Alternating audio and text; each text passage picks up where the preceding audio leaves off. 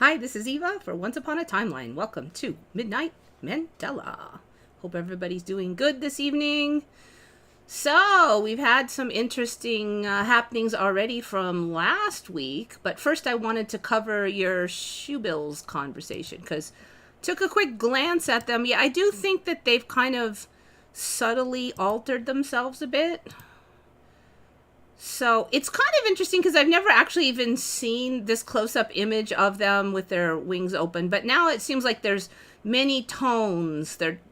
This looks really bluish. This is gray. This is dark. I don't remember them being dark feathered like that. So that, to me, there's suddenly now images of them being rather dark. But then yet there's images of them being way too light. So maybe we're just getting the obligatory huge variation in the species. Okay, now they look really blue over here. And look at how dark that one looks. I don't know if it's me, but it seems like maybe the feathers on the wings are just more like beefy. They just look like really heavy now or something. Looks like they weigh a ton. Maybe like, is it that okay. I'm looking at this. I feel like there's this huge two layers of the wing now with this bit, and then the gigantosaur feathers down here, which I think the wing just looked more sort of normal before. Now it looks like it's a pterodactyl or something. But these feathers, they just look so beefy now. The sky looks more like a painting.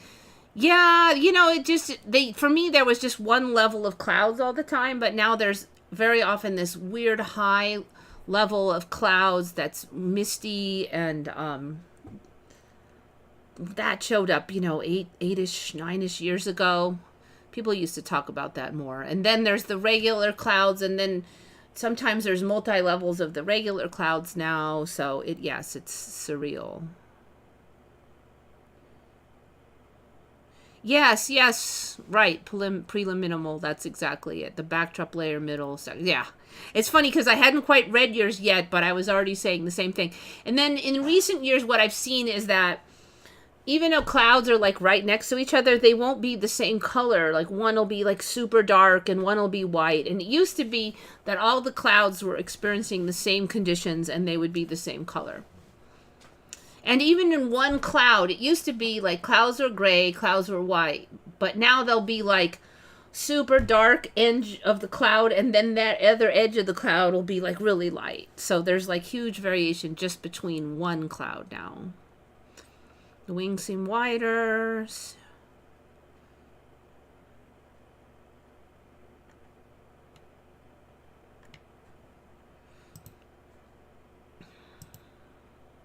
I think that's that weird thing where it pokes out its throat. So you get these and then they make it look like they're almost like greenish, bluish. So, I mean, is it going to be in some timeline? Also known as whale head. I think the beak is getting like really weird crusty too. Used to just be, I don't know what, tan colored. It was beak colored, but it's now all streaky, crusty. Interesting. Okay, so the open mouth too. I think there's more of a swoop to it.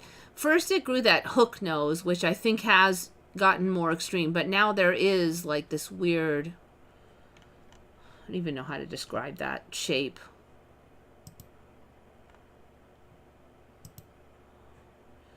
This has gotten, why are their beaks so crusty? It's weird.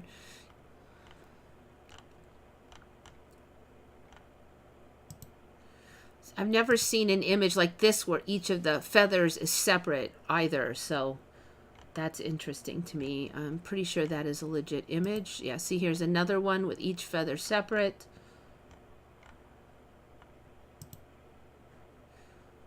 Oh, interesting.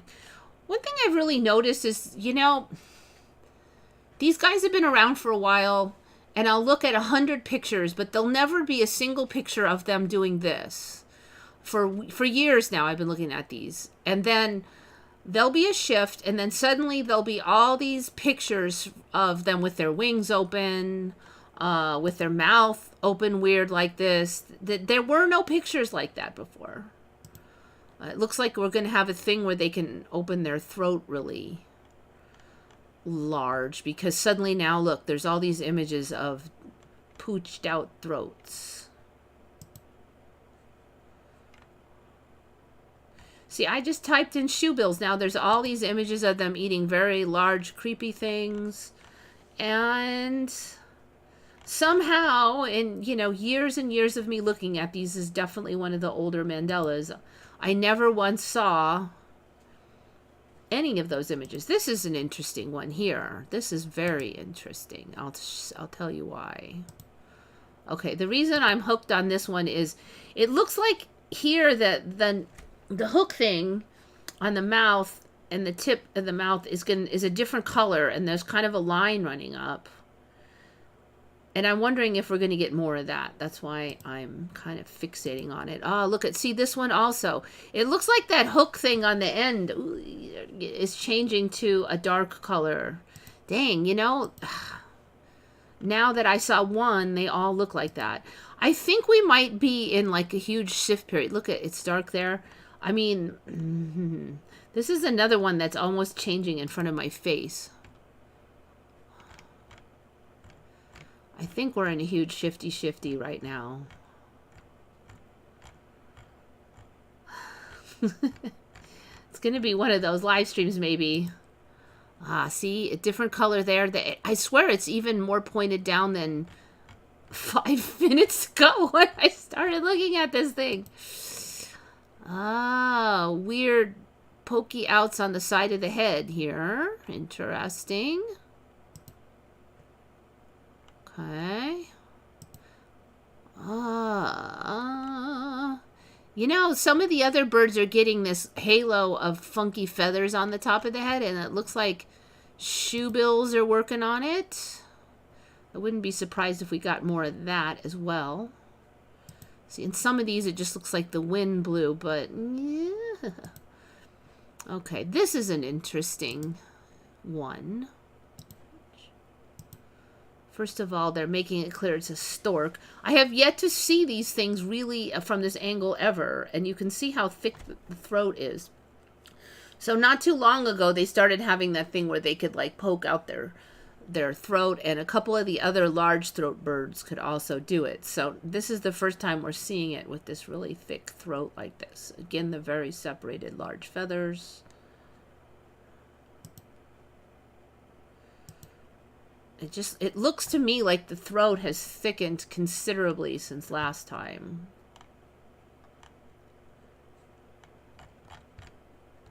Okay, so those guys, yes, definitely some kind of smallish changes on them, but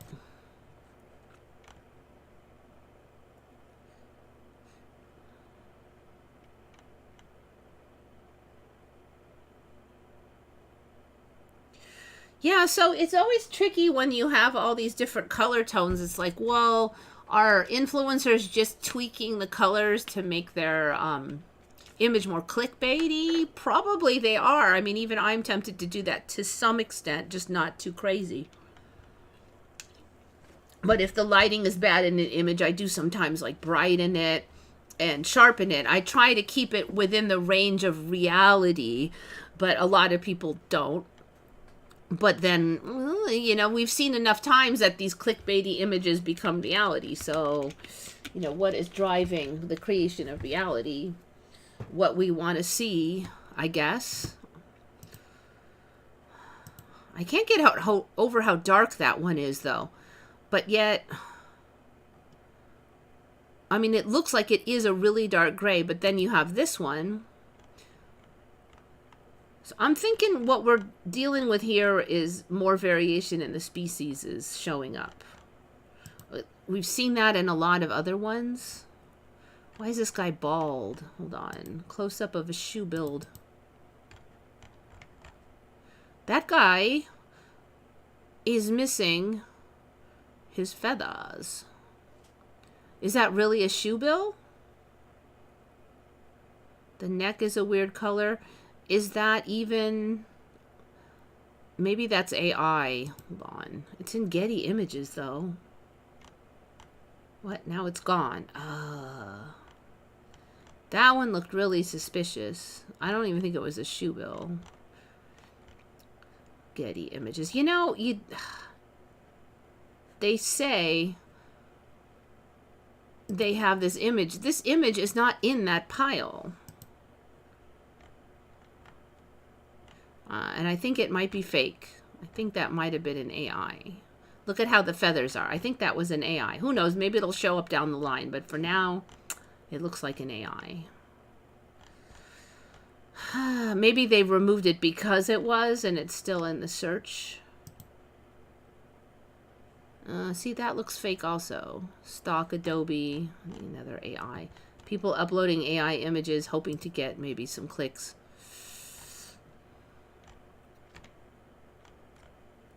Let's see, shoe bill. Can we get like a flock of these things? Are they all going to be the same color if they're all next to each other? Google. Did they like hate each other? How come we can't see a bunch of them?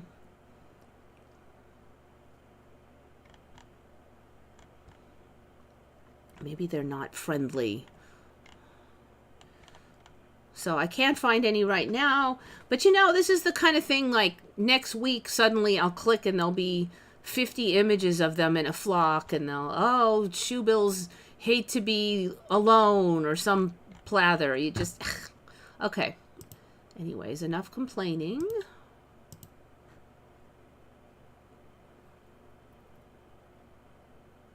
Going into official sites. Yeah, what's an official site for a shoe bill though?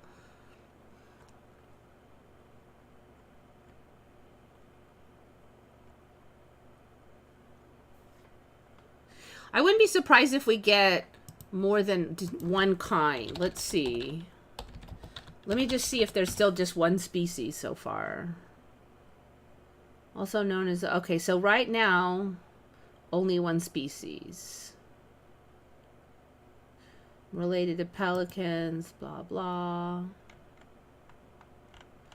Alright, it looks like we've only got one species, but...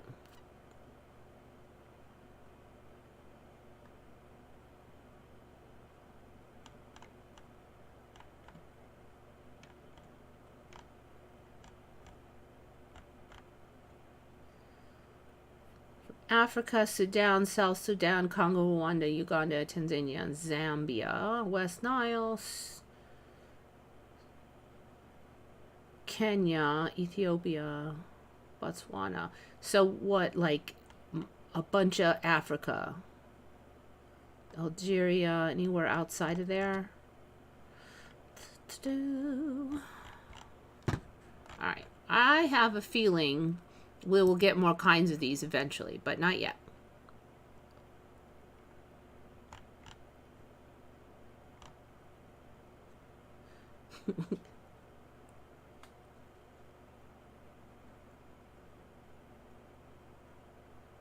Okay. So, Jackie was looking at last week's thumbnail. I know it's kind of hard to see, but there's now like these green bushes here in the front. And so this was a much fatter image when I first took it. It was like taller, and I snipped it. And I didn't remember seeing any bushes, greenery in the image before I snipped it. So I could have said, oh, maybe I missed these little bushes on the bottom here. But the thing is that I snipped off a lot on the bottom when I made this image, and I didn't see the bushes then either. So I was like, wait a minute. So then I click on the Merv ruins just to see what's going on, and I get this. Like, so to be clear, last time I just searched for Merv ruins, okay? So this time I'm just searching for Merv ruins, but now it's like really green in here. Like a lot of these images have a bunch of greenery. Some or a lot of greenery are on these images, and I'm like, wait a minute. There wasn't like a whole bunch of green stuff Like, look, that's crazy. That wasn't there. So now I'm like, no, wait a minute.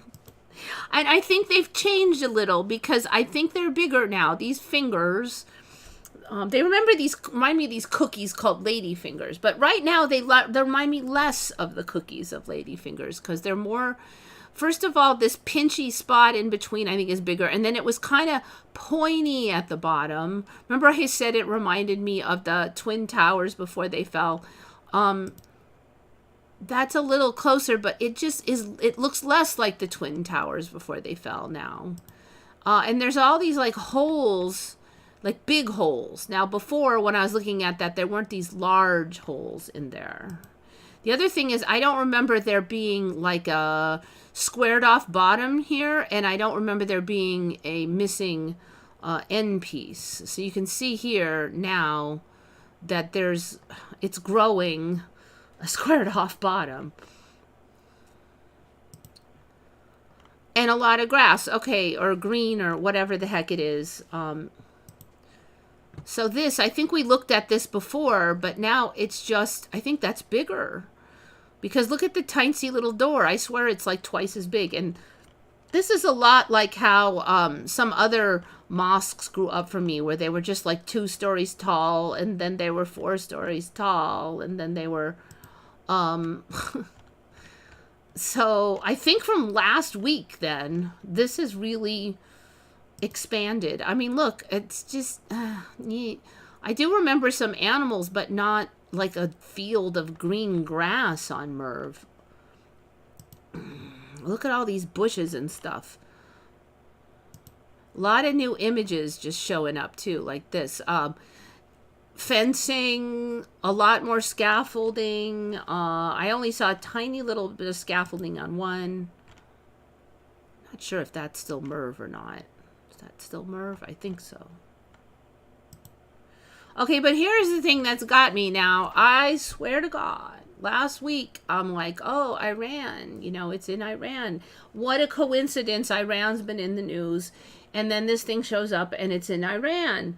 Okay, I am absolutely positive. I looked it up and it said Iran, Iran, Iran last week.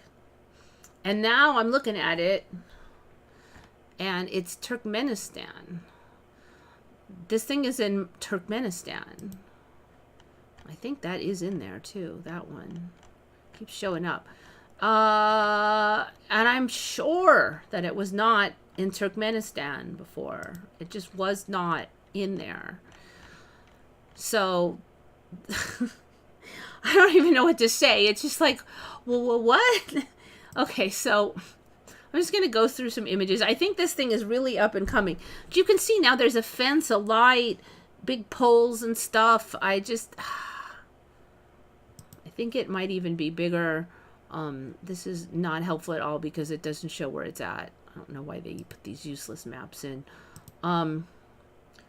This is an interesting one because it kind of has those weird kind of birdwing things that the American eagle, a lot of the eagle symbology. But yeah, and what is that? I don't know. Kind of interesting, blurry. All right. See, I think that's a lot bigger than it was. Okay. I think you'll have to say that is either completely rebuilt or new, but see, I think that's a lot bigger than it was last week. Wait, what else? And all this stuff, I don't think this stuff was here.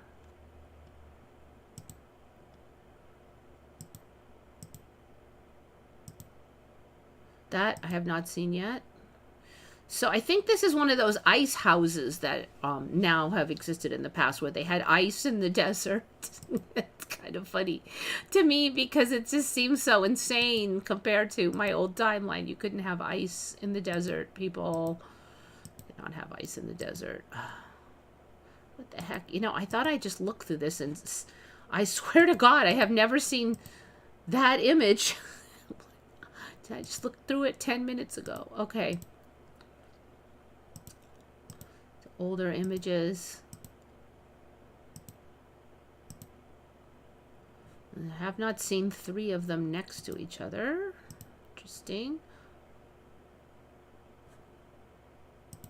Okay. Anyways, you get the message. I mean, do you guys remember me saying it was in... Yeah, I know. Where is Shari? I was hoping Shari would be here. Shari should remember. If she was here, she should be able to remember that I said Iran.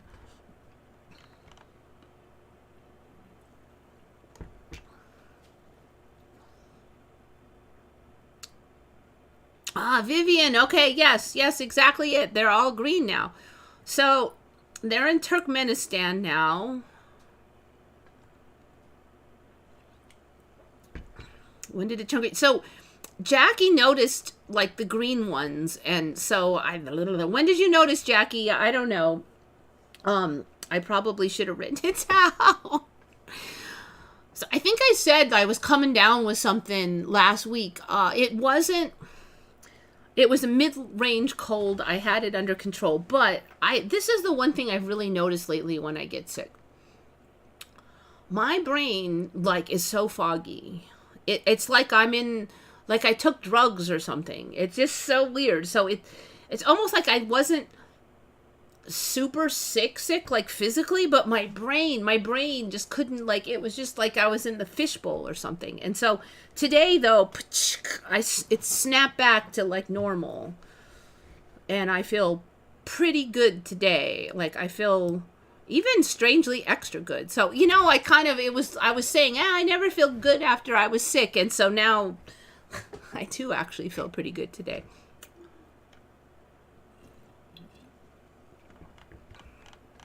So I don't know. Is it a big old shifty? DMT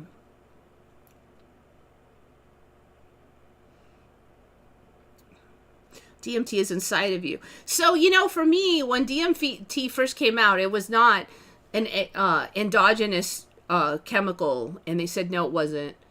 It was just something in a plant, right? Like it was just a drug. Like then they said, oh, maybe some people theorize that it might actually be a drug that is inside humans normally. And I'm like, what? You know, you just find some random drug in a plant, and then it happens to be endogenous too. Seemed a bit of a stretch. I'm like, some people are just, you know, smoking too much DMT, basically.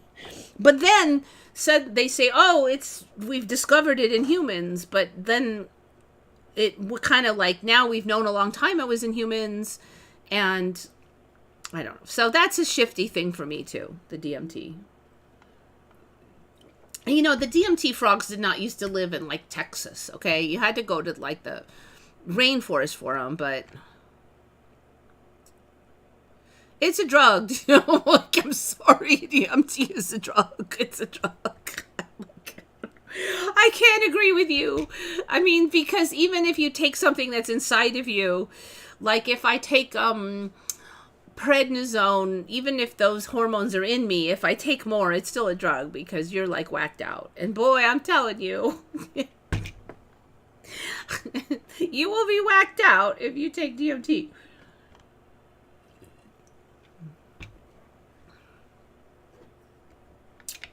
But see, it wasn't a thing before. I don't think it even existed. I think it's just phased into the timeline, frankly, for me. It's not meth, but it is going to whack your brain, okay? It is going to... Okay, I've not taken meth, but I don't think that you are half is gone off the planet even with meth. I would say definitely DMT is less addictive by far, but...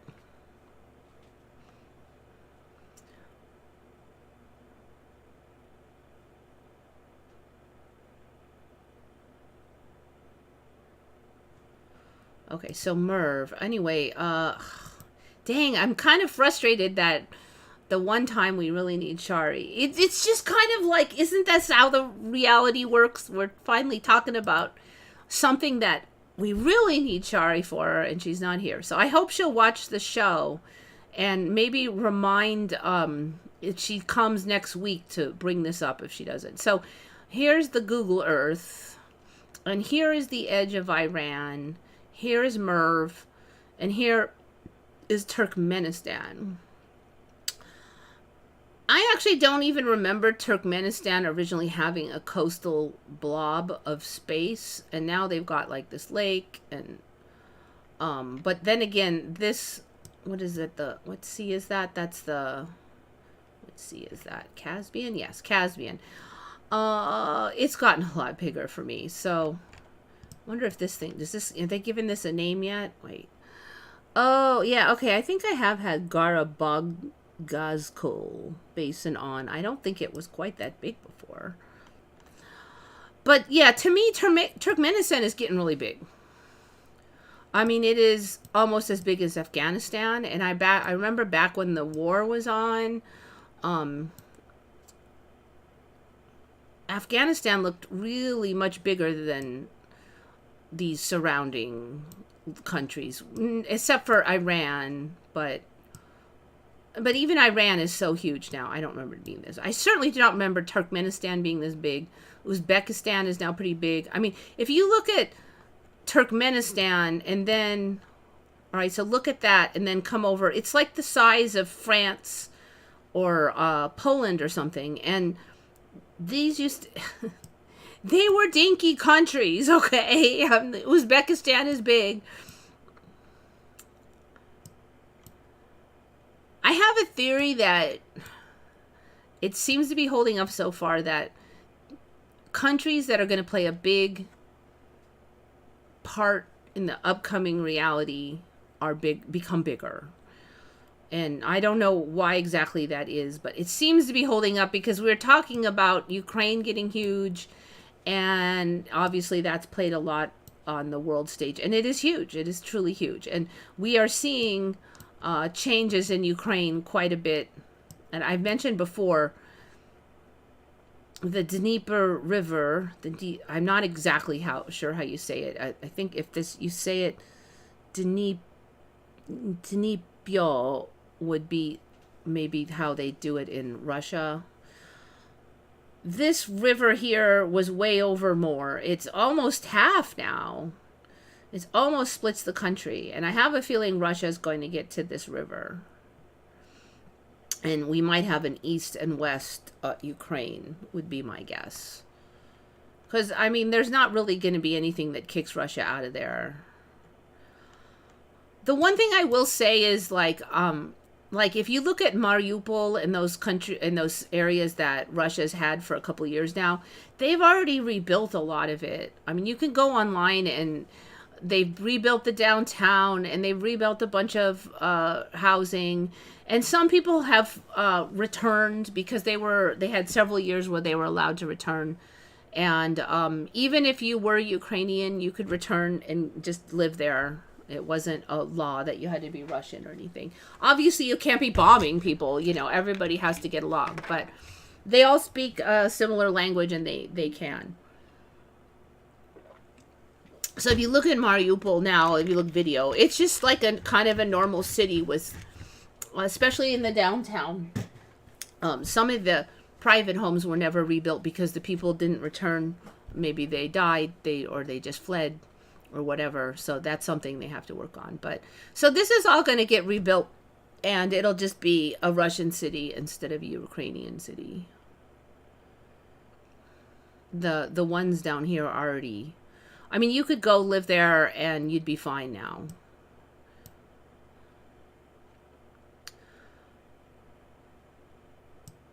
But what's weird then, I really felt like they were on track to get maybe a third of the country, but now it's like the Dnieper is moving west, or maybe Ukraine. I almost want to say Ukraine itself is just getting bigger. Like this knob out here looks really large now.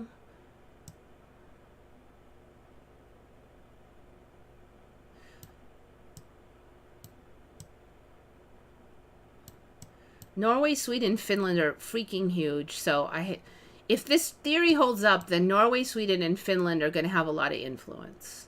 We already seen that Russia is kept its large size, maybe even grew. So, and it has a lot of influence. So I would expect more out of these countries maybe playing on the world stage.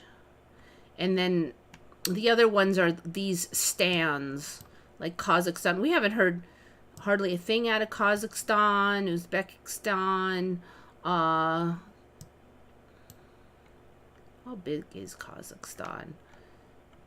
You know what's super irritating is how difficult it is to see borders on Google Earth.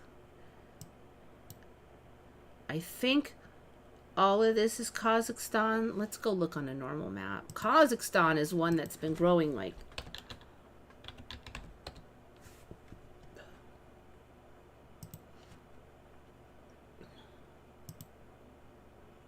What does Kazakhstan look like these days? Map. All right, now we need to see it in Europe. Oh, it is huge. Look at that. I was saying Turkmen was big, but look at the size of Kazakhstan. Okay, can we please see it on a map here? Yeah. Yeah, that's big. Okay, so it's like bigger than Saudi Arabian Peninsula. It's bigger than India. Oh my gosh, it's so big. You can't even find a map that shows it hardly. This is insane. Okay, come on.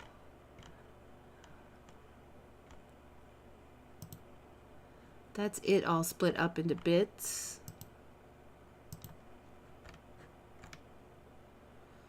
Oh. You know, it's like half, it's more than half the size of China.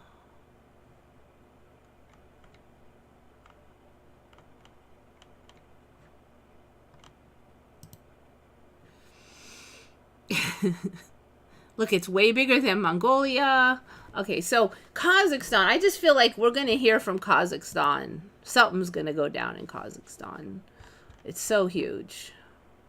They've just been quietly incubating and growing over there. I don't know anybody from Kazakhstan. You never hear any news. I did hear, I don't even know if it still happened, but there was like a bunch of like riots and stuff during COVID where they were angry at the government. I'm going to have to look into that. There was absolutely nothing on hardly any world news though. Like, I know nothing about the country. You never hear a thing around here. I don't know. Maybe in other countries you hear about them. But, like, there's absolutely radio silence. I think most people barely know it exists. And I don't think it did exist for me before.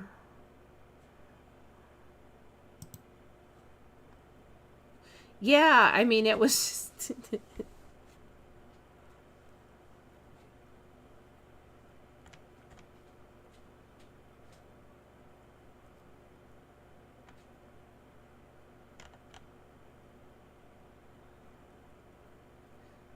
Yeah, I mean, all maps look fake, but then I go on Google Earth and that helps. But then, just out of coincidence, Google Earth has the world's crappiest options for seeing the sizes of countries. There's like no way to clarify the borders. Once you get up into Russia, they've got all those little, like subsections, all confusing.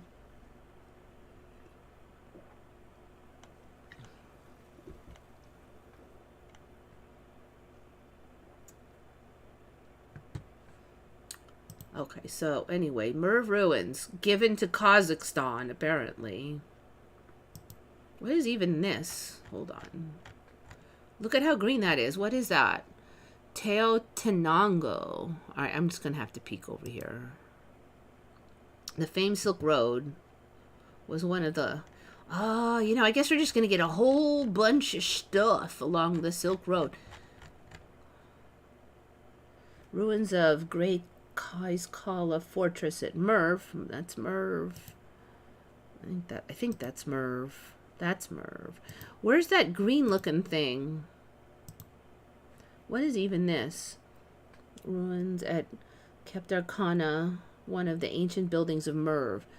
Okay, that's a building? It's just like a round thing. Oh, look. See, I don't remember there being stairs there. This thing has, like, really upgraded since last week. Look at that. That green stuff was not there. I hate that. Maybe it's in here. Panjakent. Silk Road. More Silk Road.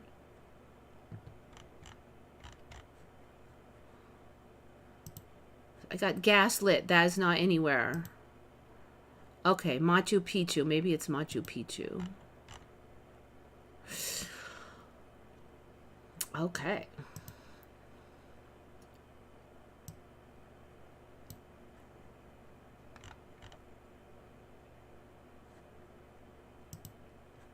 Now this one, this weird moth, bagong moths. Bagong moths. Okay, Jackie, do you know anything about bagong moths? So that was the thumbnail. These things, they're all moths, okay? Bagong moths. So that is pretty interesting that they'll coat the inside of caves, like, and they look like shingles. Of course, each one has a little bit different color. So that makes it just more weird. But even more weird is they're claiming that they navigate by looking at the stars. And not just like going, hey, that's a shiny star, but like they actually look at the whole pattern of the stars. And they're saying that they use both the stars and the geomagnetic field. So if it's cloudy, they can use the geomagnetic field. But if it's not cloudy, they can use both the stars and the geomagnetic field. So, you know, it used to be that they even just hypothesized if birds even could use the geomagnetic field. Now we have moths that do it.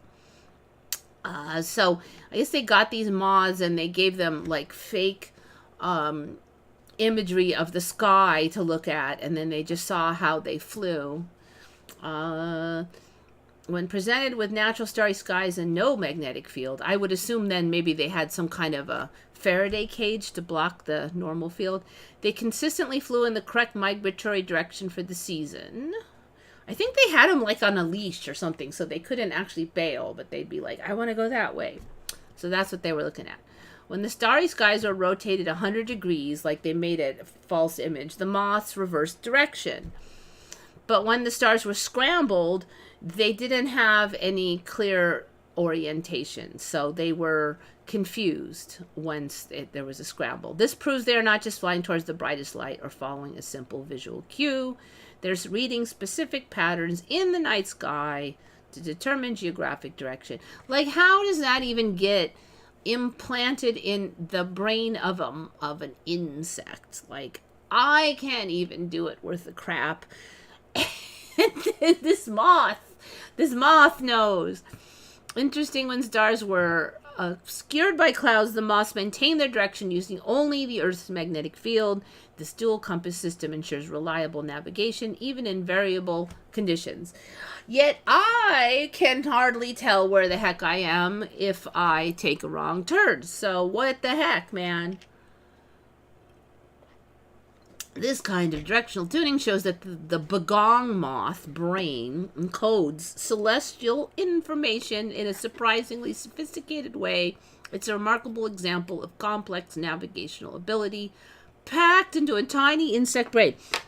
Like, its brain is this big. I don't understand why, like, a little chunk of my brain can't be, like, can my back of my skull grow out an extra millimeter so that I can have a moth brain in there to tell me what direction I am in all the time. How come I don't have that? There's something really fishy about me not being able to do that. And all the rest of us, humans, monkeys, and everybody.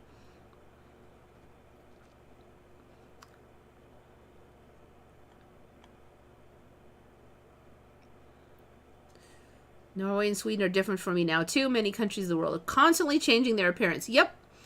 And, you know, the thing about that MERV is like, okay, why put it in Iran and then scoot it over to Turkmenistan? Like, why didn't you just plop it into Turkmenistan to start with? Or is it maybe in some timelines it's going to stay over there in Iran and Turkmenistan's not going to get as big or something? But it's like, that's one of the things that confuses me, is that it's not... It doesn't take the direct path. It's like, yeah, no, wait, no, we're going to, no, we want to be in this country. I mean, it is growing, yes, but why scooch around?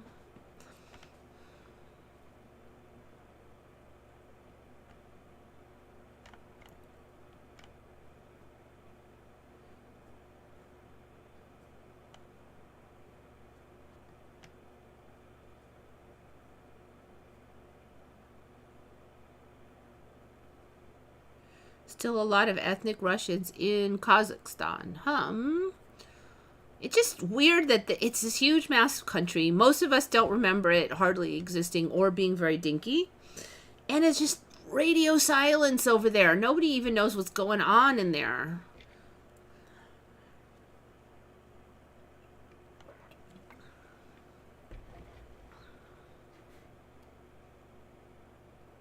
What's up with no more Washington, D.C.? I'm not sure what you mean by that. There is no more, I mean, there's still Washington. Are you saying it's not like a separate territory anymore? Like originally for me it wasn't. And then a few years ago they said it was like its own country or state, apparently, sort of. I don't know. I don't even understand that because it didn't exist before and it sounds ridiculous.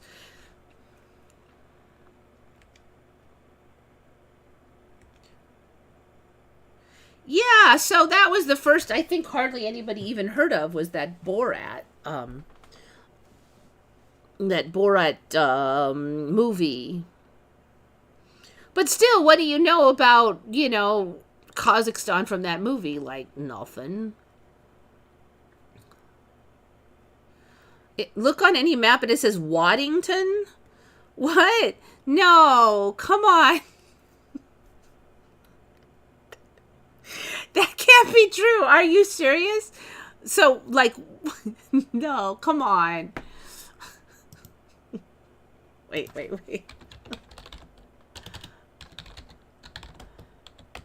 Alright, I'm typing it in, okay? Are you just saying because it had a weird D? Because I'm just not... Alright, Washington, D.C. map. I'll do that. How's that? Map.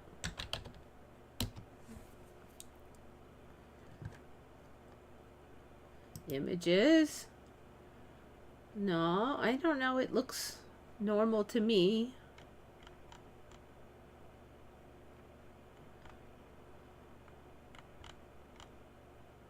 Not seeing it.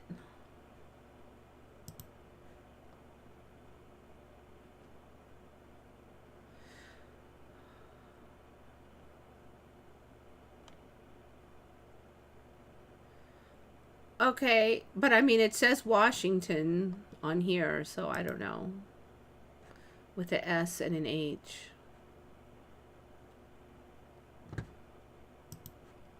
Oops. There.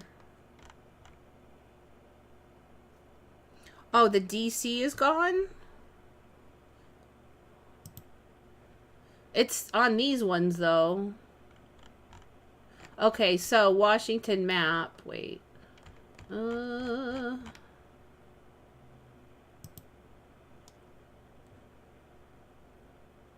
Let's just see what's on over here. Oh, I think I see what you mean. Okay, so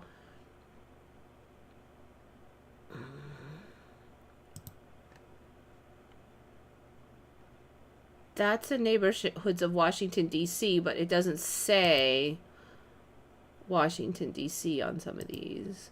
So I don't know, because I didn't really look at that before. Whether it said, like... That's a tough one for me, because I don't think I've ever really checked. So there's Washington. Dang, look at how much water's coming in.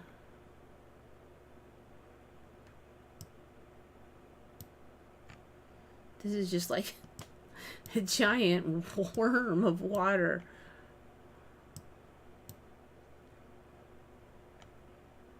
Okay, so yeah, it just says Washington.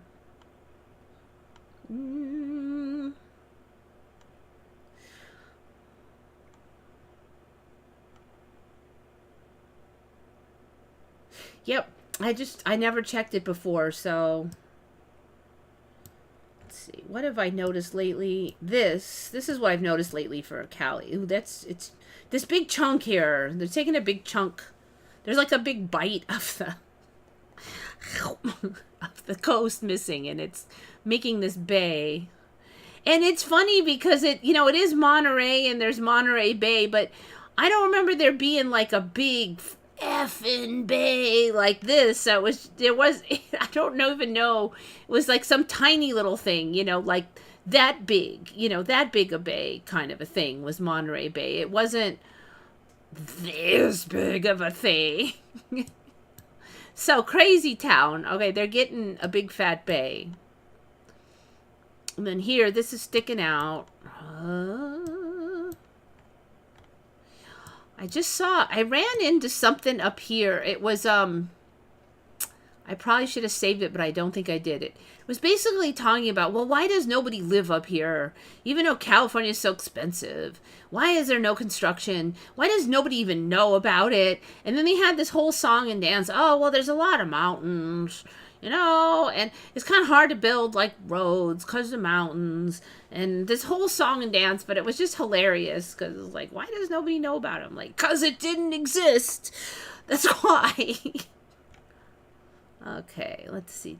Yeah, so that big bite, and then it's undermined over here. Oh, look at this. Look at this lake is getting huge. It's almost as big as Salton Sea now, and Salton Sea is way bigger than it was. What is this lake called again? No, everything's Washington, D.C. on this map. Okay. Let's go back to Google Earth.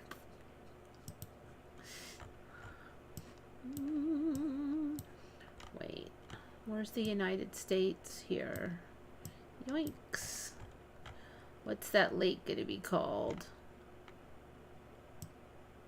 Oh, weird. You don't really see it on this map. What was that big fat lake I was just looking at? It's not here. What the heck?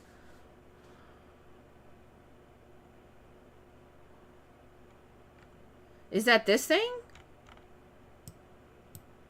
Wait a minute.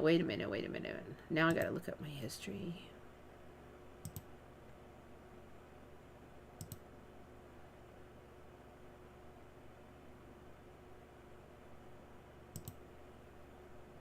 Okay, I was just here. Yes, there it is.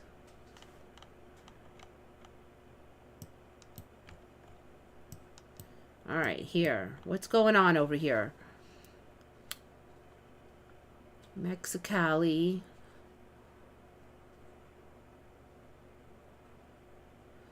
Bring Google Earth over.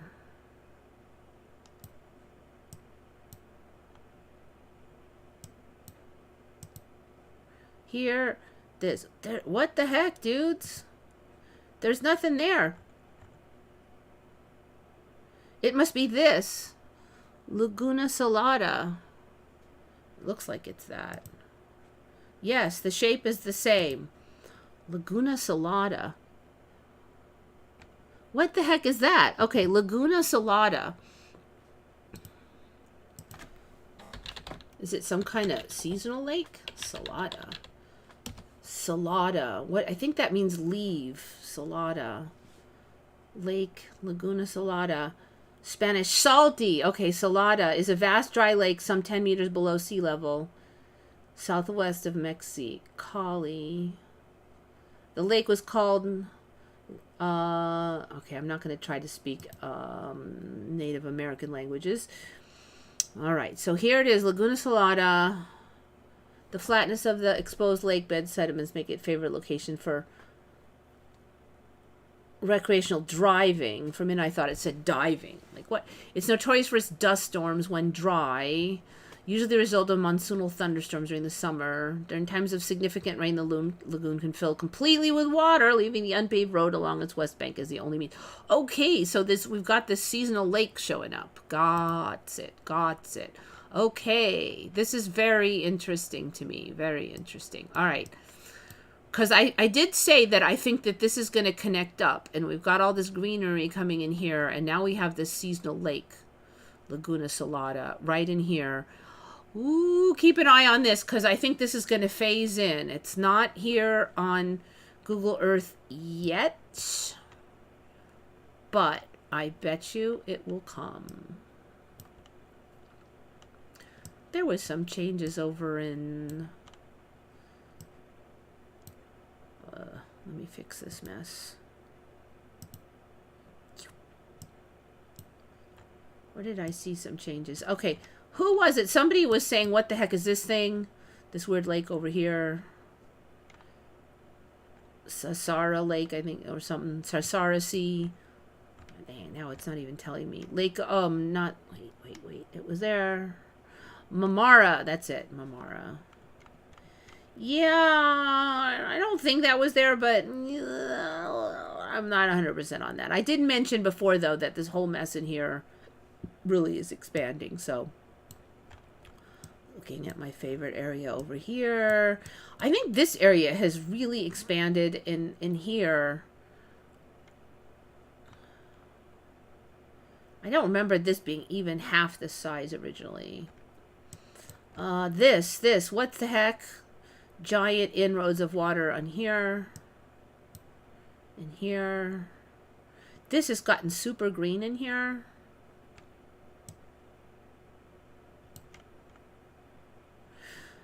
I think I mentioned before, this used to be like a shallow area. Now it is just like totally... Remember how we used to show all shallow? It is like now deep. And there really isn't like the shallow area that was there. So it is just now the lake.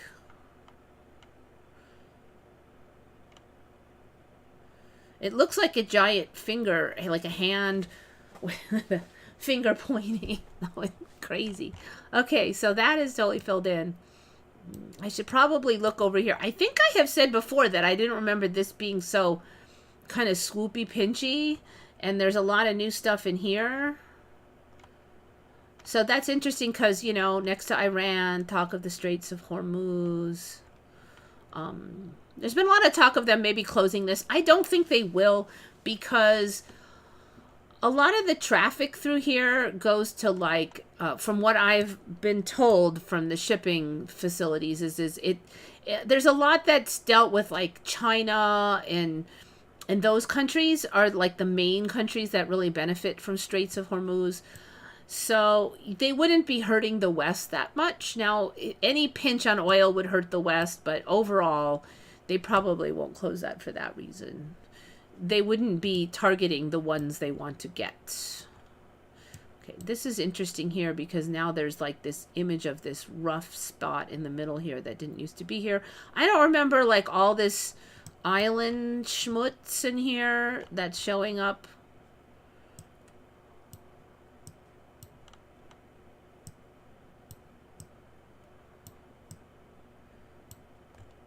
Yeah, and this is really bugging me. It's just, no, wrong.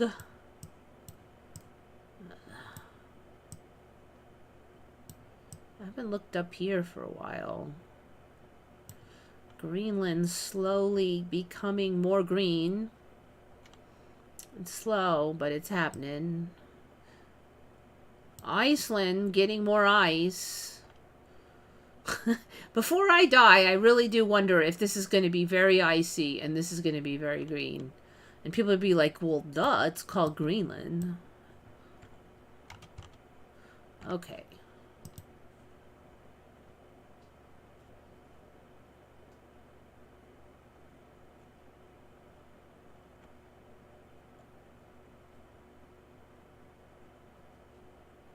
All right.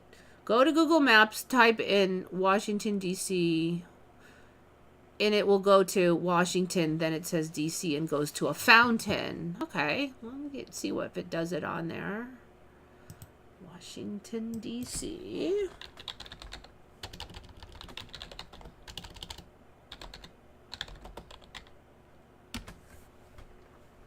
See what happens. I don't know if this is the Google Maps you meant, though. Okay, we are kind of getting it. Is that the fountain?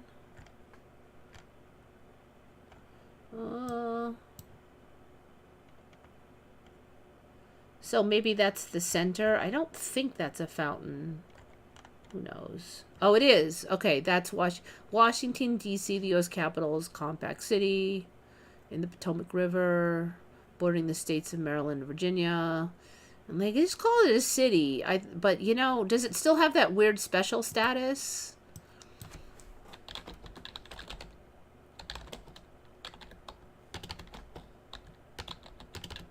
A separate state.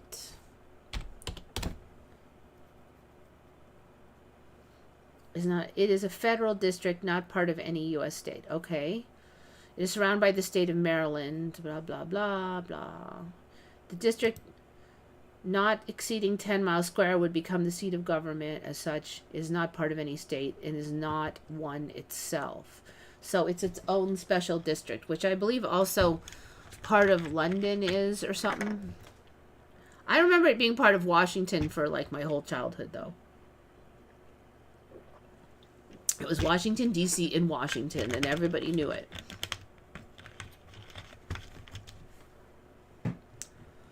I should try to keep an eye on that because it might be shifty also. This is real interesting, though. So they slapped a Laguna Salada on here. That was what was getting me because I didn't remember a giant lake over here. Very interesting. Why put it in here then?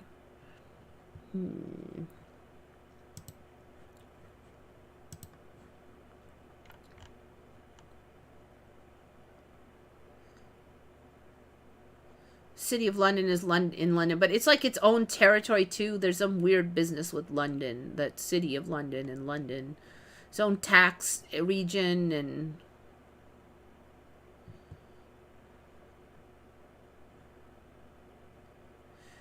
We have our own oil. Why do we need somebody else's oil? That whole thing is so complicated because, like, there's different kinds of oil, and then each oil needs its own refinery. And so we built some refineries for certain kinds of oil, but then we found other kinds of oil, and refineries are so expensive to build that it's just cheaper to, like, ship the oil out and then ship in already refined.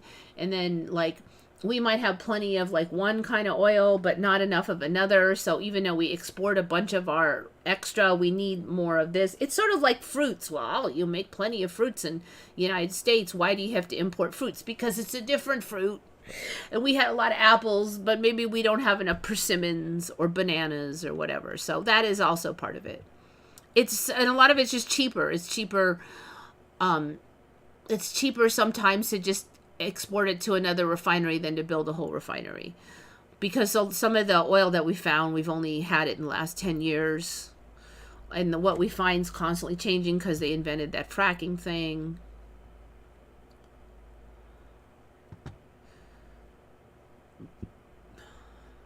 So that's part of it. We export a lot of oil, but then the ones we don't have a lot of, we also import. All right, so there's bagong moths. I don't know. Jackie, have you ever heard of bagong moths? Okay, so this one is also Jackie. Well, bagong moths was Bill.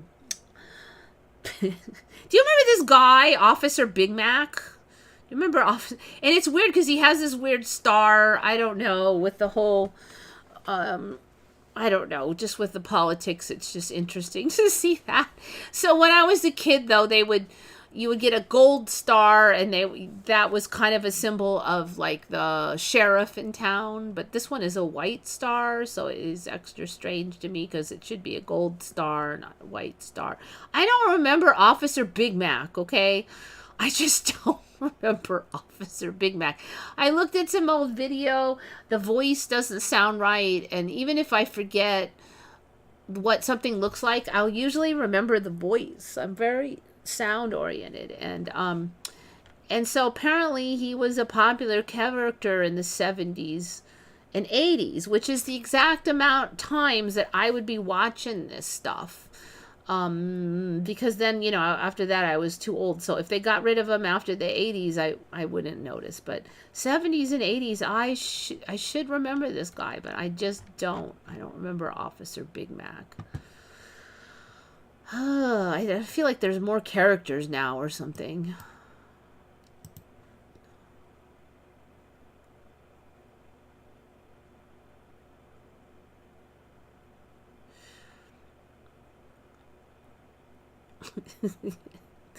So, like, you kind of have to be old, I think, a little bit, 70s and 80s. If you grew up during the 70s and 80s, then if you grew up after the 80s, I would not expect you to see No Office or Big Macs, but Big Macs, Big Mac, speak English. I just don't worry about all this trade. Everything just magically changes, so I'm going to worry about, like, what oil we have and oh no, we're going to run out of oil. I've been hearing that since the 70s. Oh no, Iran's going to bomb. I've been hearing that since the 80s. I'm like, whatever. I'm just not listening to it anymore. Oh no, this, and this is going to happen. It never happens. They've been like recycling the old baloney too. Like, I just saw last week, they oh no, the killer bees have spread to more states. The killer bees, come on, that was like an 80s, 90s fear porn. Nobody gives a rat's butt about the killer bees anymore. Killer bees. So there was another one too. I'm trying to remember what it was. It was like, really? Are you like out of fear porn or something? All right, this is an extra weird one for me. I did have on some years ago that there was like giant cracks showing up like in parts of Mexico, and then there was parts of Africa, and they're like, oh, we don't know what's causing these cracks, and maybe it's the water table dropping or some plather. But now we got these things, and they're in Utah, and they've been in here like the whole time, and it's creepy as F. I mean, like, creepy. So what is this bull? This is mining. Supposedly this is just giant bajillion mile deep mine shafts or slices, and they were mining gilsonite, which was an alternative fuel, which I freaking never heard of. Gilsonite, certainly not mined like this. Asphaltite, known as untahite, asphaltum, gilsonite, or oil sands. It doesn't look like oil sands. It just looks like oil.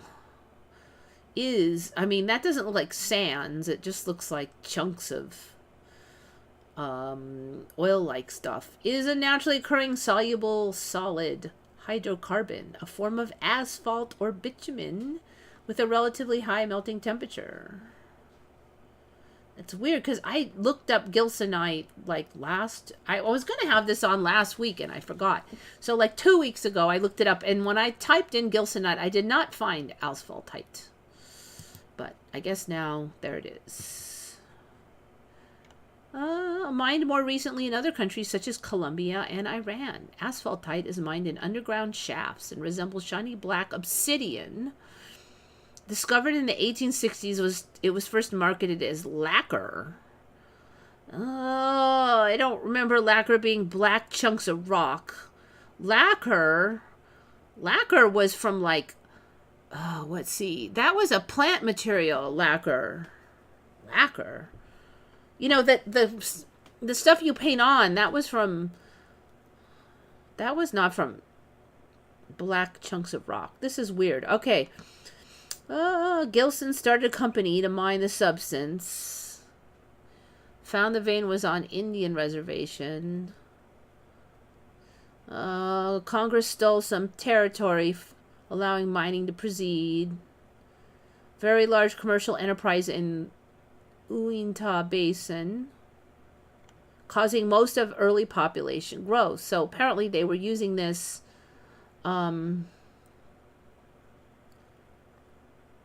is from Pahoe Paralava. Asphaltite Pahoe Paralava melted in a wildfire in 2012. It develops a smooth, ropey top, much like Pahoe basalt lava. All right, so they mined it in World War II. Applications include paints for buggies, emulsions for beer vat lining,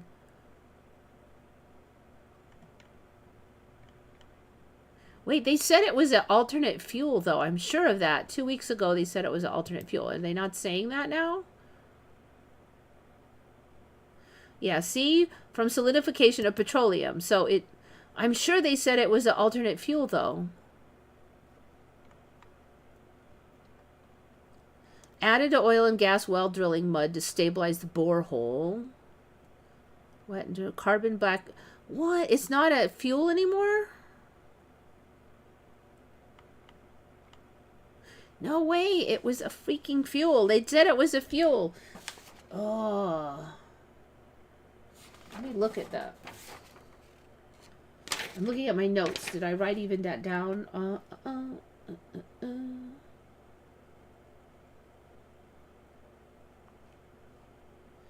Dang, I didn't even write down. Let me find my notes from last week. Hold on.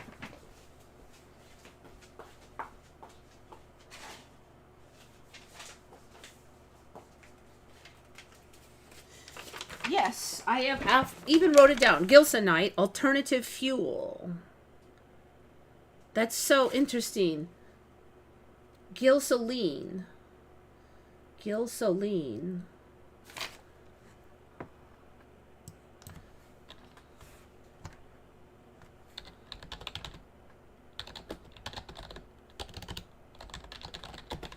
So when I looked it up 2 weeks ago, they said that it was mined as an alternative and used as an alternative fuel, as a fuel source in furnaces where it was combined with other fuels. See, they didn't say it was combined with other fuels. It just was a fuel source. However, is now largely restricted to lower grade gilsonite. Gilsonite is not typically used as a direct alternative fuel, but rather as an additive. That's not so. That was not so 2 weeks ago. Ah, this is so crazy. Ugh, kitty cat wants in. Hold on. All right, Minu. Yes, yes.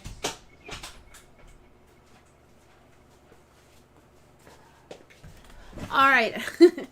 I did warn it might be one of those weeks, one of those days where everything is shifty, shifty, shifty. Okay, well, anyway, there's giant freaking cracks. And it's from gilsonite mining.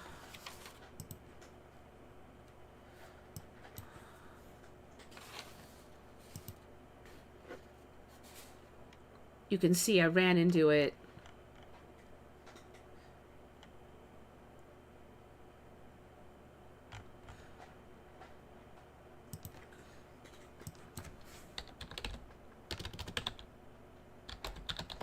Let's just see what they have to say about mines these days. An unusual Utah resource. They said it went down like 200 feet, though, on some of these. So there's these streaks, and they would just follow them. So they didn't really have to remove anything. Like normal mining, you have to kind of dig out the rock and soil of crap you don't want to get to the stuff you do want. But in this stuff, they would just follow the fat vein straight down, and they wouldn't remove any of the other crud.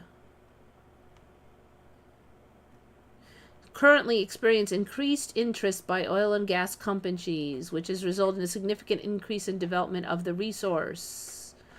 Okay, so I think this stuff just showed up. I mean, these are veins of the gilsonite having permitted mining shafts. I don't know how historical this is. Okay, very interesting. So when I was looking at it before, it just said it was used in the past. There really wasn't anything about using it now. So it seems like it's like kind of zoning in. American gilsonite. This is crazy. All right, that doesn't look like the other stuff at all, does it? Non-hazardous, non-toxic, very pure resinous rock forming a complex combination of different kinds of hydrocarbons. This is crazy. Okay. Anyway, I guess there's this new fuel. It's called gilsonite.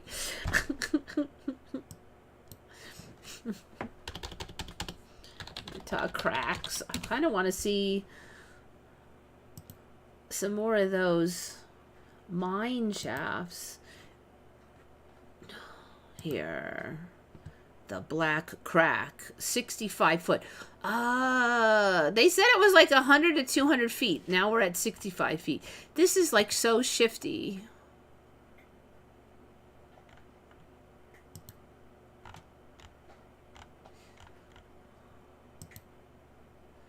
Wow. Still 65 feet. That's pretty crazy. I feel like I'm just like picking up on this stuff so new now that it's just growing so fast.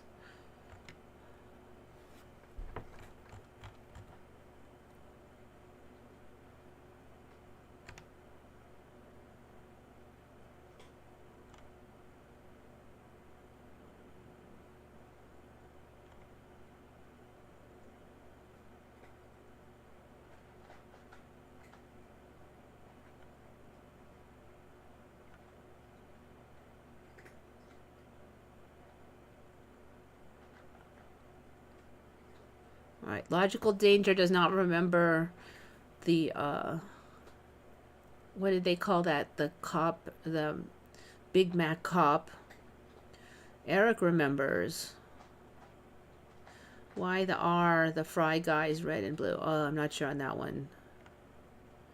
Yeah, it's supposed to be a sheriff, I think. That cop. The Big Mac. Gulf of California is splitting wider open. Cali is shifting. Yeah, it's like, I think California really is going to split off and fall into the ocean, but just not violently. It's just going to have always been there. And then eventually they'll say, oh, look, well, that's why the rumor started, because look, it's half out in the ocean already.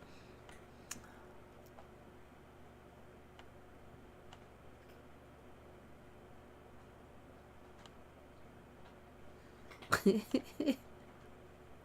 mean, we already have the Hamburglar, so, like, what's the cop do? He gets them back?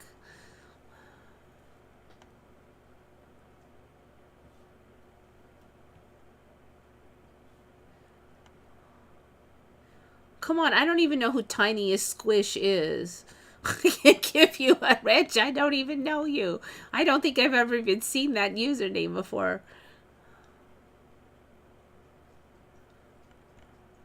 Come on, Jackie, you argue so much. Are you really sure that you're the right person to have the wrench? You have to be like, only like 2% of the population can tolerate that being the wrench. It's hard.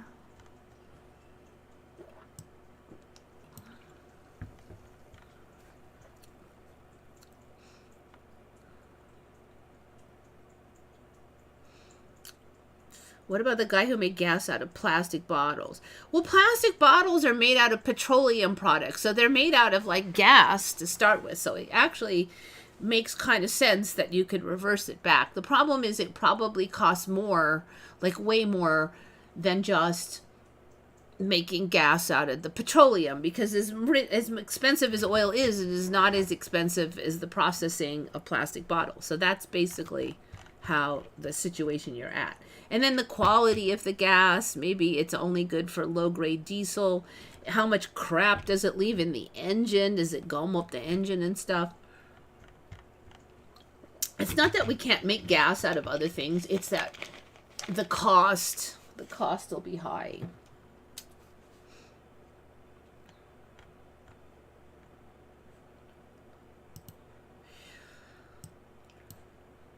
That's the benefit of, since I was involved with business, like am involved with business, is that I kind of know those things. Oh, you know, I was looking at, okay, so Jackie noticed this, and she's like, hey, wait, there's the moon has shown up on Shiva and at CERN, and I realized, I'm looking and looking and looking and looking, and most of them are all blurry and I can't see. I'm like, I don't see no moon, and blah, blah, blah. And then finally, there's the moon. Was that there? It kind of looks a little familiar, but then yet I don't remember anything that large. So,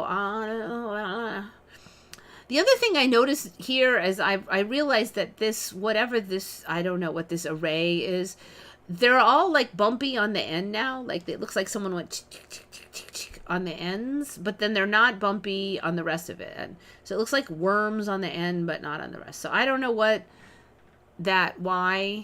And the other thing I would say is this headdress thing, to me, recently got much bigger than I, like maybe like 25% larger than it was before. You know, we were looking at this the other day, and this looks like it's gotten a bunch of decor on it, too. It's not just a blah old scarf now. It's got a bunch of stuff. There's like some swirls and business. Okay, so Shiva has upgraded yet again.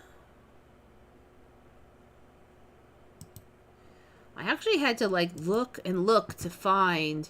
I think Shiva's face is getting like really fat too. Like, as I'm looking at the head-on image, I'm like, whoa, who ballooned up Shiva's head? It's fat. That used to be an elegant female face, and now it's just the body has. The body was looking very male for a while, not very, but it was looking very neutral, and now it's looking very female again, too. But the face is fat.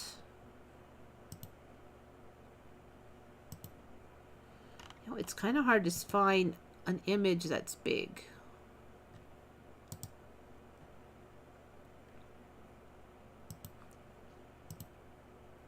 Wait, that's the one I just looked at? Here we go. Doink. Yes, the eyes are huge too. I think this is bigger. This array is interesting because I thought the array kind of went like behind the ring before, and so it would disappear into the ring, but now it is separate, so it actually looks smaller to me because it's not blending into the ring. We already discussed how these back two sets of arms look longer now than the other two. So those are so Jackie noticed this crescent, the moon crescent over here.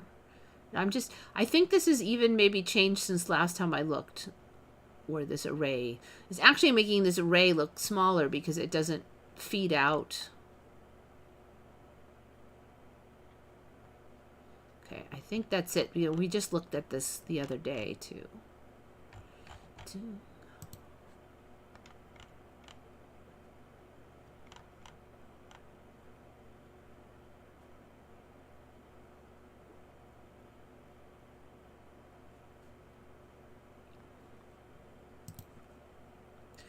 So, you know, what are they not letting you put links? Because for the longest time, you guys were able to just slap links up here. Wait, is the cat wanting out? Somebody's poking. Oh, the big cat wants in. You want in? Okay, kitty.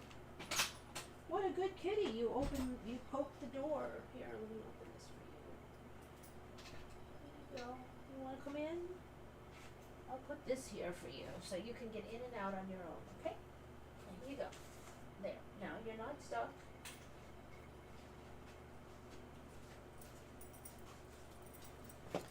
That was it. That's interesting because the black kitty has never poked the door to get in. So I didn't know he knew.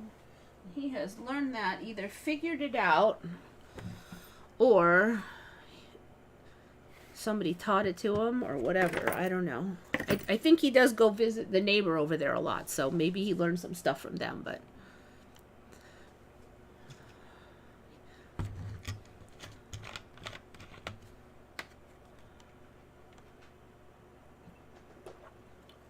So, there's the regular kitty, but black kitty actually doesn't visit that often. But since it's hot, I've been leaving the door open a lot, and they're getting back in the habit of coming in here. Hi, black kitty.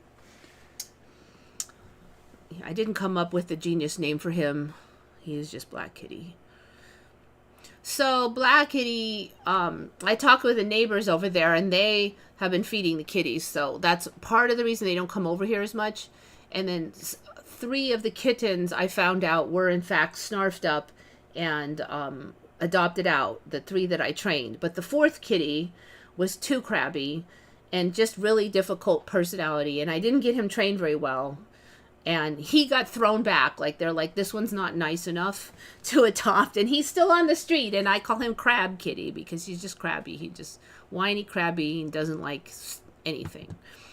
And I don't think he'll ever make a good pet. It's just his personality is, you know, like, better adopt the other 7,000 stray cats before you try to work on him. So, but Black Kitty, they're talking about taking Black Kitty with them. They really like Black Kitty. So, I don't know. Black Kitty might leave after a month or 2. I can't send links in here because no wrench. That's not the thing, though. Like, you used to be able to send them. Didn't you? I don't know. I thought for a long time that you could, and then they ended it during COVID, but then they opened it back up. Like, of some months ago, everybody was putting links in there again. Oh, this is interesting. The eyes are weird. Like, weren't the eyes better quality than that? Now they're just like crappy. Like, the whole thing is done real nice, and then the eyes are like blankish. They're just... I thought the eyes were eyes. Now I'm looking at it going, wait, the eyes are not eyes? Yeah, these eyes. There's something weird about these eyes. They used to be decent. Now they suck. I'd say that's a change also. You can see I'm not very organized today. I didn't even, like, clear out all my tabs. So I don't really have any cats. They're just strays. And I'm at work, so they come when I'm here. And they just started showing up. Black Kitty showed up one day, scared the living credules out of me because I'm just sitting here minding my own beeswax, and suddenly there's an animal. And then I saw that it was a cat, and he was nice. So I gave him a snack because I was eating, and sure enough, he came back the next day. And then he came back a few more days, and then he brought his girlfriend, and she was like super feral. He's not super feral. He's pretty sweet. And I managed to tame Mrs. Feral Kitty. And then they brought back a bunch of kittens. I don't think it was their kittens. It was colony kittens. I tamed 3 out of 4 of those, and then there's another person around here helping, and she snarfed them up and adopted them. So that saved my butt. And there's another one that's called Tiger that comes that he took me a long time, but he's getting really tame now. He's an arrow. So there's 2 of them that were a feral. I'm trying to tame them up and then they can get adopted. If I get them really sweet, then they start smooshing up to other people, and then somebody keeps them. When they're ferals, they can't really find a home, but if they can tame them. So I've tamed one really good. Other people can touch her now. She doesn't scratch. She's sweet. And then Tiger, he's getting really good now. So I think Tiger, I think I can make him like a really good house cat. He's a sweet personality also.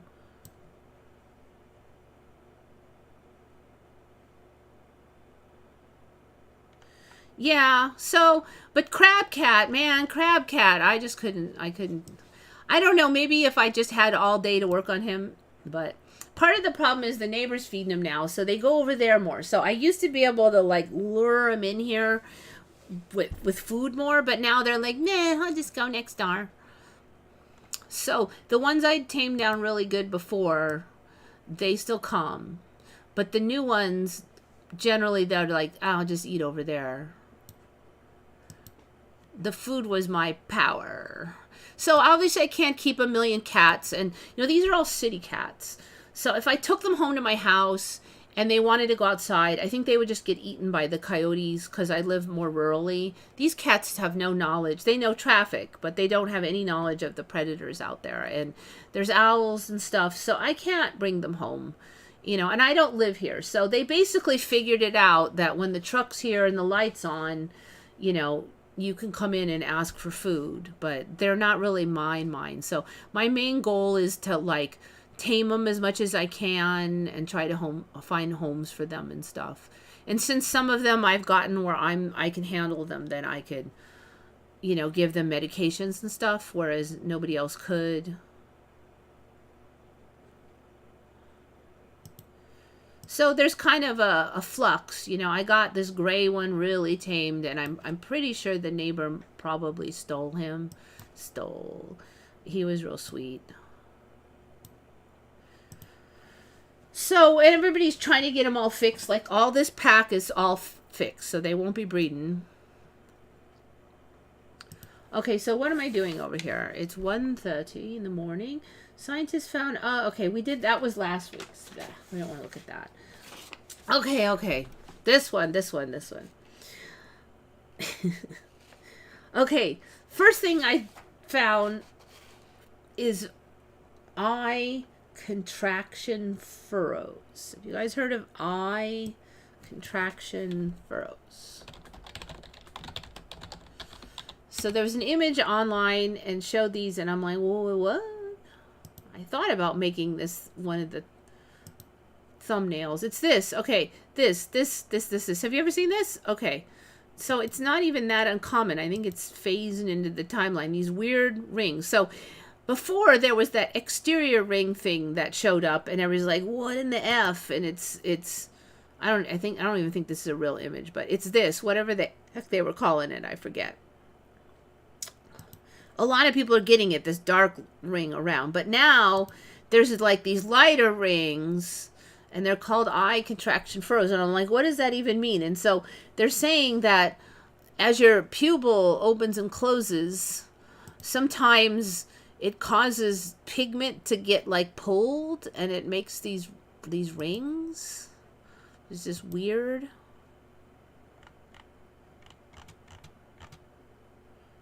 Okay, and then here's some like other, like these, they have all these names for all this stuff. So this one is interesting here, is it has these like white things. What are they calling those? Bundles of collagen are the consequence of atrophying the stromal layer of the iris. Maybe that's bad. Okay, and these I think were freckles, and they're fine. D, what was D? Rings that extend around the border resemble wrinkles, are the product of the contraction and dilation of the pupil. Furrows are typically discontinuous and staggered across the iris. The black line follows the path of the furrows around the eye. Okay, now that one is bad there. It's some, because it's weird color in the white part. But these ones I think aren't super bad. Especially that one, that. I guess it's just normal. Contraction furrows are no big whoop. I have freaking never... Man, I would freak out if I saw that. What is this eye pattern? I guess that's real. You know, I'm like looking at these. I'm like, are these even real? But supposedly that's a thing. My eyes have cool rings. I think that's the one I saw. Then like this. What the heck is this? Is that real?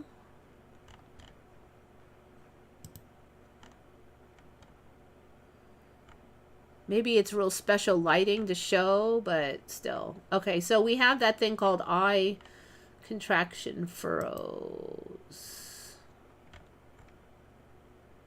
Got a perfectional picture of my eye. Eyes are looking styling, I think, is kind of the point. More and more all the time. I mean, look. Okay, so that's when I looked into the mirror, which I do occasionally, to see what's up with my eye. Because we had, like, for a while there was some people getting octagon pupils, and, you know, it's kind of tricky to see your eye, but basically I'm looking at it, and I'm like, wait a minute. So apparently now your pupil is often not right smack dab in the middle of your eyeball. And I realized when I was looking, I noticed this, and I'm like, you know, am I like, I have a disease? Is it just that way now? I know it wasn't before, but now it's generally offset towards like your nose a little bit. And they said 0.5 millimeter offset from center is normal. And you can kind of see it in this one. This is a little bit like how mine look. I kind of feel like mine might be a little more than normal though, but like here, this one, It's not quite as much as mine. I'm trying to find one that's like really, like this one's a pretty good one. Oh, no, it's not. It's so small. So, you know, most eyes, if you're not light-eyed, it's pretty hard to even notice this. But my eyes are pretty light, so you can. I can see it. I guess that might be the best one. No. Did I just do that one? It's kind of like this one. Okay, say the nose is over here. Then it's like set off. It's just off like maybe 0.5 to 1 millimeter towards the center. And I looked it up and they're like, it's called clinical if it's 1 millimeter or more, but then clinical of what? And then they're not really clear. And pardon the pun. Anyway, I don't think it was like that before. This person's is offset a little. See, there's way more material over here than here.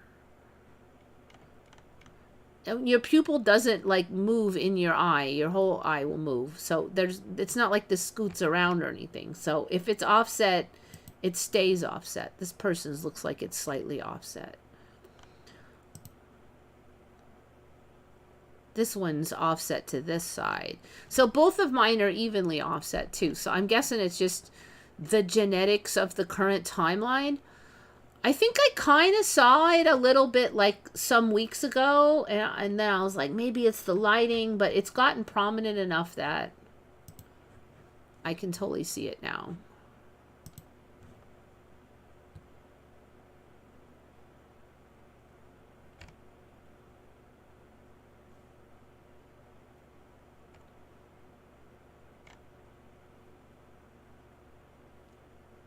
Dingo stole my crazy.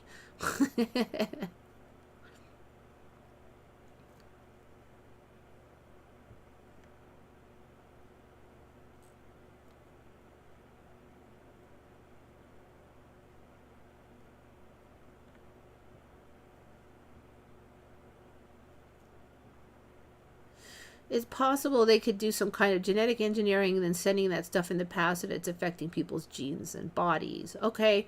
But then, like, how are the cities moving and new cities are showing up and all that, though? Like, that's not DNA, so I don't know. I think it has to all be this. Occam's razor suggests to me that it's all the same general thing causing all of them. So that's why I mean, maybe was just in this timeline more genetic engineering. I don't know. Okay, so that, I noticed that. So they call it nasal pharyn or something, which means it's offset usually towards the middle nose. It's not generally offset out here. It's this way. Maybe, you know, with the facial changes, maybe they need it to be pointed more towards the front. Like, that would be more useful. So I guess if it's bad enough, they'll call it bilateral ectopic pupil. But then when I looked up ectopic, it kind of made it look like the pupil was out of place. It didn't. So I was, yeah, you know, it was a little confusing. And then I couldn't find much info on it at all.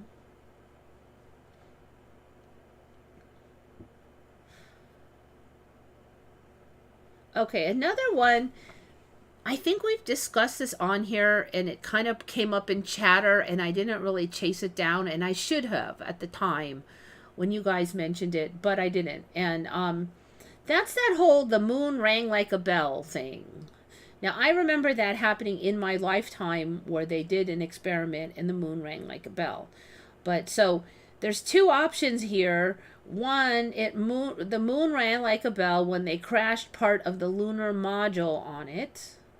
That was one. Or the moon rang like a bell when they dropped a bomb or something on it. They like dropped something on it. They shot it with something. And those are the two storylines. So, like, I remember one of them, but the other one is the one that actually happened. I know I was in a timeline where mine happen. But my original timeline, neither of them probably, I would say, now happened, because like in the 70s and 80s and stuff, there was no rang like a bell. And then God, I think it was late 90s at least, maybe later, even later than late 90s, they were like, oh, the moon rang like a bell because of this thing we did.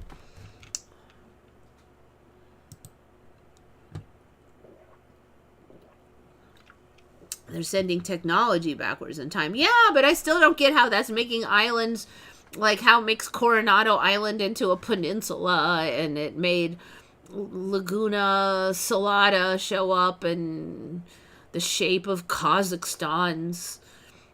And then how come they grow slowly? Like, if they change something, shouldn't it just suddenly be different? Like, but no, it just like sneaky, sneaky, sneaky.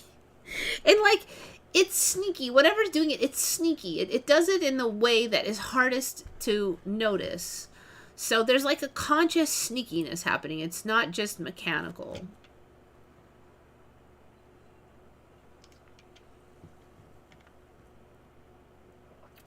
I think they said okay, the mind remembers them dropping a bomb on it.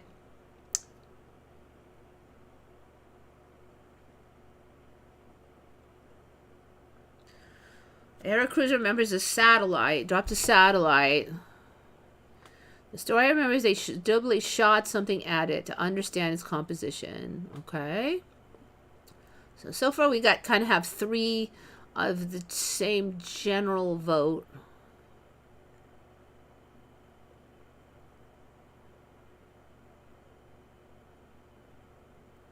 Williams syndrome eyes. I think that was if your eyes are way offset.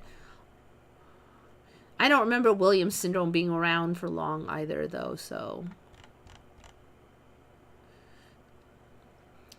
People were mad to the nuclear battery. Okay, well, so I'm going to assume everybody's chimed in that's going to. So basically, the story now is that this happened in 1969, where they crashed part of the lunar module into it. So that would be before I was even born, and there's no freaking way that it happened way back then, because I was already an adult when I heard of this story. So this is bizarre to me, especially.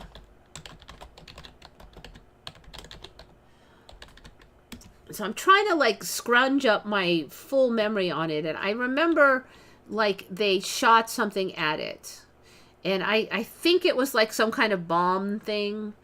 I don't think it was just like some inert thing. They wanted to make a goodly impact, and so like bombing the moon, that's kind of what I remember. And suddenly they were just talking about it, like, you know, in the old days you would hear years in advance, we are planning to do this. Next year we're going to do this. Oh, you know, we're finally launching the mission to do this.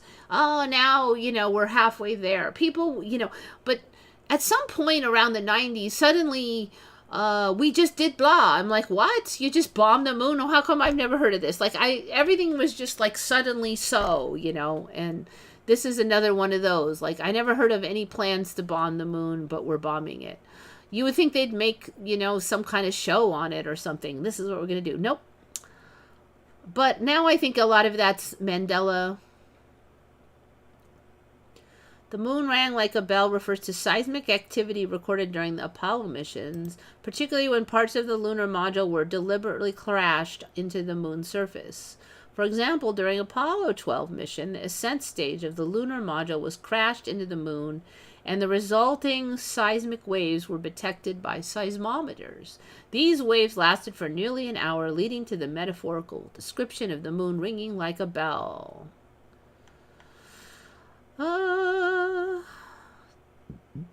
Anyways, so that's the story now. 1969 Apollo 12, and apparently they did it more than once or something. So yeah, big Mandela for me.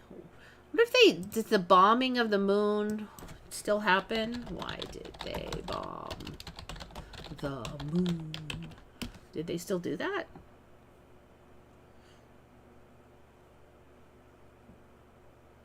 Whoa.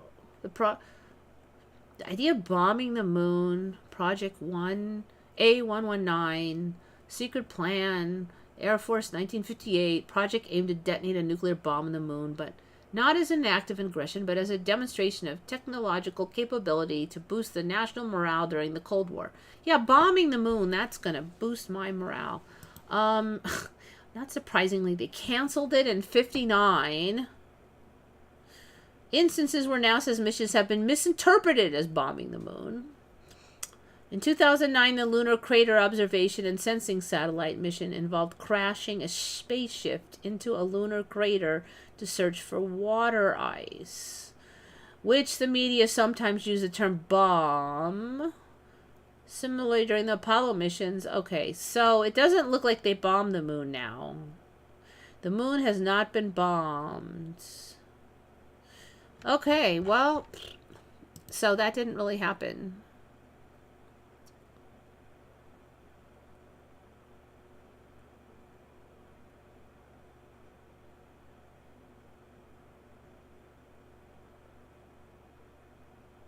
Yeah, I only remember the one trip to the moon as well, definitely.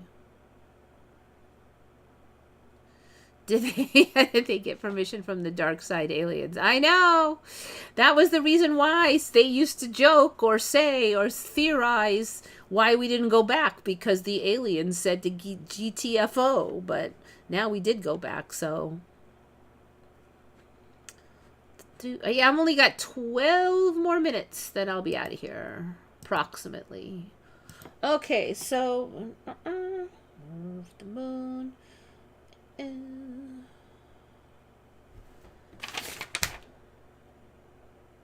Okay, I only have like one more that I'm on this list, and this one Jackie found. Do you guys remember like this? This would have made a good thumbnail. I probably should have saved it, but oh well. Did I have this on before?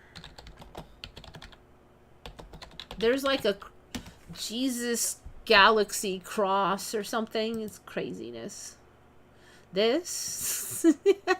Is that creepy or what? The Holy Cross of Jesus in the center of the Whirlpool Galaxy. Like all of these names are creepy. So apparently this was found in, when was that? 1992 they took this image. This crazy image. I do not recall this image being a thing. That's like creepy. That's one of the reasons I'm pretty sure I haven't seen it, because it's kind of creepy. Just because it's like all dark and then there's this tiny little light and then a cross and everything.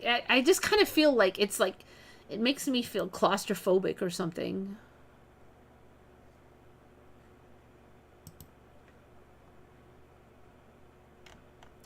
Gateway to Heaven, NASA Hubble image shows, blah, blah, blah.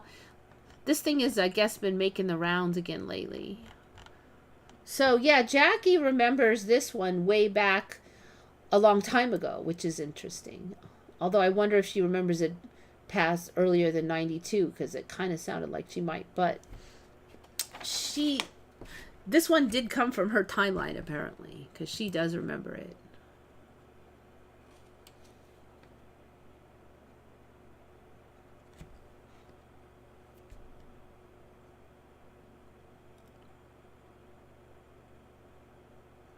Ah, okay. Well, I don't think you...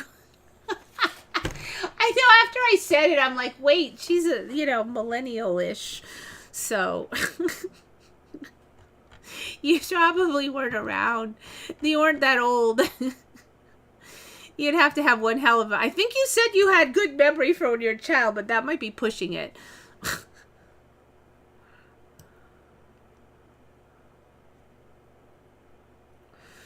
Alright, so, yeah, maybe I'll leave like 9 minutes early, because otherwise I gotta go dig into my vaults, and then by the time I get over there, it's probably not worth it.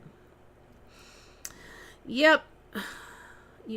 That would be weird if you were born on that day, though. You should check when it is and see what happened on the day you were born. That might be an interesting thing. Find out what happened on the day you were born, and then see if it changes. Because things are so shifty, you might really notice that. That might be a good little project. All right, people. Well, you know the drill. Think good thoughts, everybody. Thank you so much for coming. This is Eva, signing off for Once Upon a Timeline.